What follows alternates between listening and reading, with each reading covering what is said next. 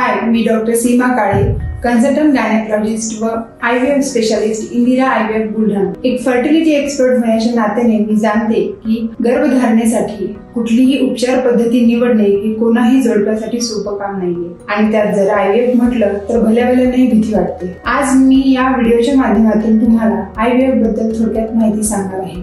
IVF या process मध्ये आपण स्त्रीला पाळीच्या दुसऱ्या दिवसापासून 10 ते 12 दिवसांपर्यंत हार्मोन्सची इंजेक्शन्स देतो, जेणेकरून अंडाशयातील अंड्यांची योग्य वाढ व्हावी। योग्य वाढ झालेले अंडे हे सोनोग्राफीच्या माध्यमातून बाहेर काढले जातात। त्याच वेळेला पतीचे शुक्राणू घेऊन प्रयोगशाळेमध्ये अंड्यांचा व शुक्राणूंचा संयोग घडून आणला जातो व तयार झालेला गर्भ हा नंतर गर्भाशयात सोडला जातो। ज्यांच्या ट्यूब्स अंडनलिका या ब्लॉक आहेत किंवा पतीचे शुक्राणूंचे प्रमाण अतिशय कमी आहे वा नील आहे, अशा केसेसमध्ये IVF फार उपयोगी पडते। चांगल्या पद्धतीने IVF ट्रीटमेंट घेतल्यास या उपचार पद्धतीचा सक्सेस रेट हा 60 ते 70% पर्यंत जातो। जर तुम्हाला अधिक माहिती हवी असेल तर तुमच्या जवळच्या फर्टिलिटी क्लिनिकला जरूर भेट द्या।